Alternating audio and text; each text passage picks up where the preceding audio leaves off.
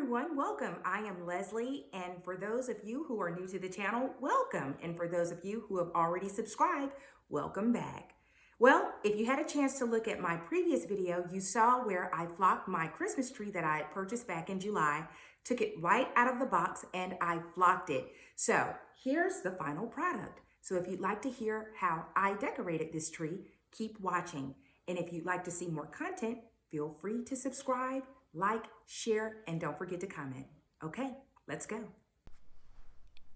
Okay, I like to start off my trees by decorating from the inside out. Sometimes you'll have a tree that'll have gaps when spreading the branches, but I found that when I fill those spaces with smaller round ornaments, that gives the tree dimension. So when you're looking at the tree from a distance, you can't see any empty space. And from there, I build the tree by working outward towards the tips of the branches. So here is a wider shot of the tree with all the decorative elements that I added. This is my first year working with a smaller tree. This tree was only 6 feet tall, and I found that I actually had to restrain myself from using so many ornaments. So I really wanted to showcase the flocked branches that I had done a couple of days ago. So I scaled back using larger ornaments and incorporated more natural and textured elements. So I love using a darker round ball and my trees. I like using those darker colors. I see it as a way that it gives the tree more depth and it adds visual interest. So I'm going to share something with you. I do have a knack for a whimsical Christmas tree. Maybe I'm just tapping into my inner child. So I will always incorporate some small touch of whimsy. This year, I again went with the owl because I love owls. And then I incorporated a beautiful snow globe that actually has a really small owl on the inside of it, and it turns on with a switch. Then I also have added ornaments adorned with cream colored poinsettias, and those are set on a beautiful rich hunter green satin background.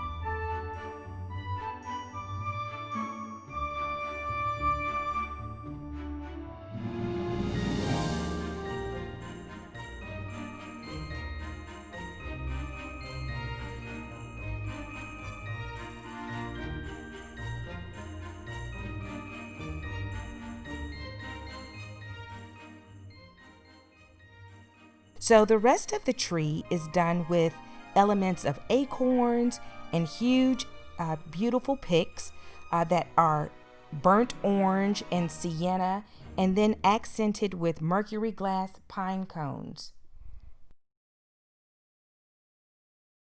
I just want to remind everyone about the advantages of adding ornaments to your collection bit by bit. That way, you can always mix your ornaments from past seasons, and your tree will always look fresh every year, and it's easier on your wallet. Now, my favorite time to buy ornaments are often, pretty much always, after the Christmas season. I have found that I get the best deals, and ornaments that normally I wouldn't pay the sticker price for, I always end up getting a better deal afterwards. So now we're going to talk about the topper of the tree.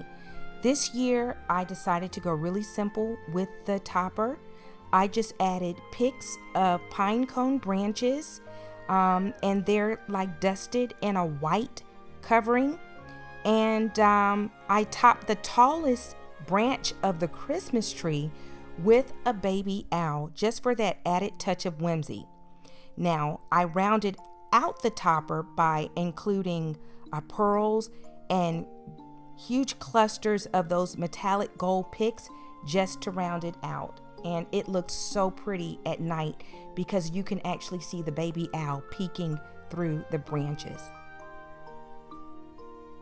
Please feel free to like, share, and subscribe. It is always warmly welcome here on the channel. Please feel free to comment as well. And as always, be good to yourself and each other. I wish you and yours a very happy holiday. I'll see you soon. Bye-bye.